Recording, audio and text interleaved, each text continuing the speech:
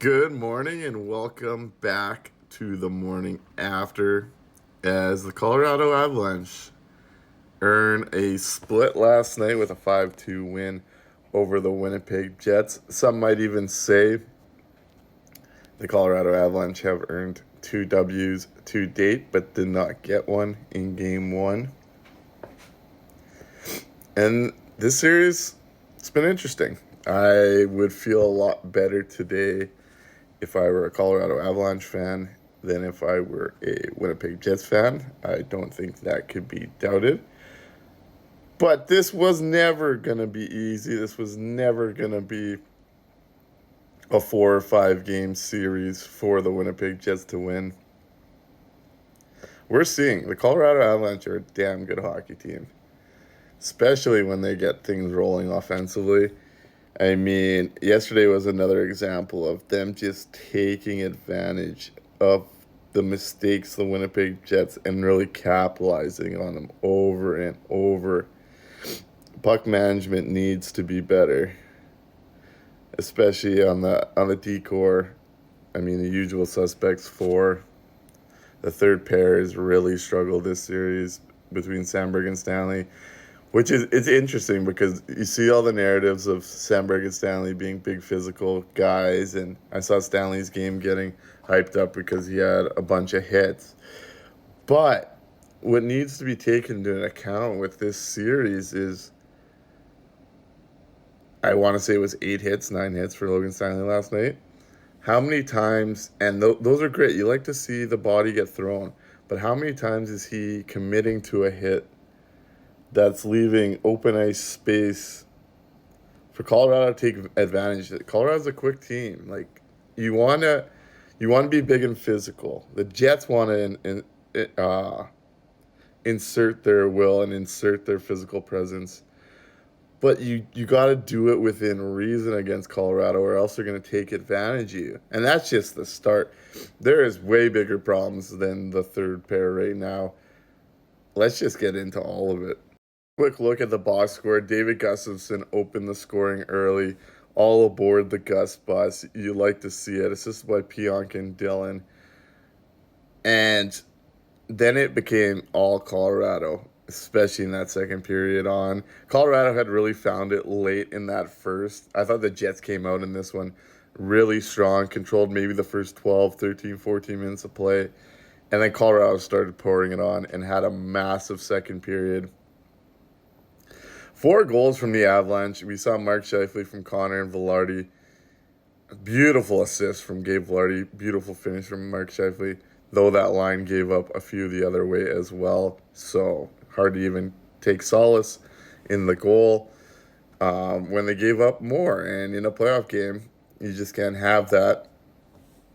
But what I found interesting in the second period was, on our preview episode of Top Line Winnipeg highlighting the series, we were talking about the chess makers in this series, that being Rick Bowness and Jared Bednar, and how each coach reacts within a game.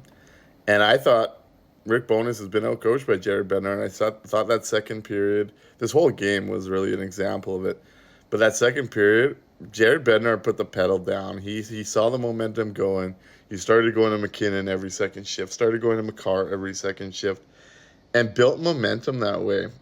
And then just a dagger at the end of the second. Manson and Gabe Velarde jump out of the box. McKinnon finds Manson for a breakaway. Not good. The third goal in this one. Connor Hellebuyck comes out to play the puck, makes a mess out of it. Goal. Connor Hellebuyck needs to be better in this series. Full stop. Full stop. The big advantage coming in was Connor Hellebuyck is significantly better than Alex Georgiev, and he wasn't last night. The Jets are not going to win. The Jets don't have the talent to win without their MVP being their MVP. But the Jets also don't have the talent to win with their top six forward lines getting absolutely hemmed night after night. This was a big debate for the last 3 months for this very reason, because it likely wasn't going to work in the playoffs. And last night both lines stunk.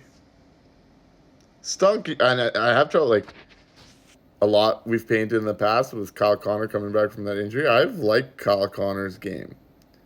That top line still doesn't work with Kyle Connor at his best. Like, he's clearly putting in a work ethic there. That second line, Nick Ehlers, needs to be better.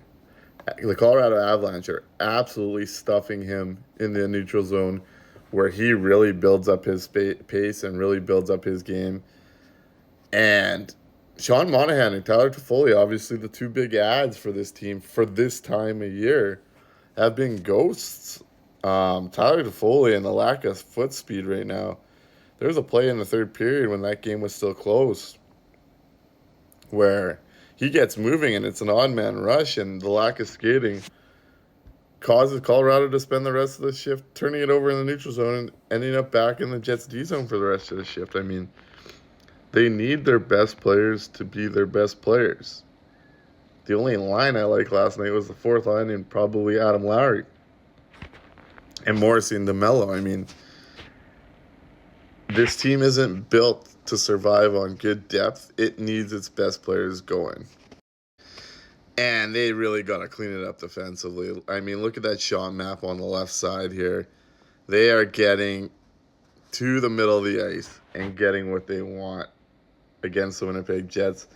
And the Jets have generated from the center there, but you'd like to see them start generating a bit more.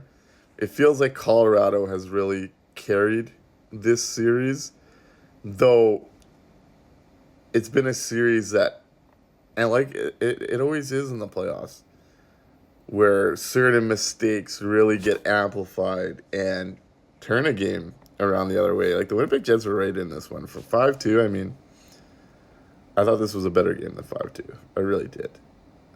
But I also think there's a lot of things that need to be cleaned up if this team's going to win. Liz Hood is going to jump on top line Winnipeg today to chat about it. We'll release that tomorrow. Breaking down the first two games of the series and what needs to happen moving forward. Make sure you stop by and listen. And buckle in. Buckle in. One loss. It is a 1-1 series in a best-of-7. Welcome to the fucking show. Strap up. We're just getting started. This was always going 6 or 7. This was always going 6 or 7. Also, can Rick Bowness wake up? How do you lose? How do you have the other team dictate the matchup game on your home ice because you're stuck in your plan? We need flexibility, Rick, please. We're on board, but please.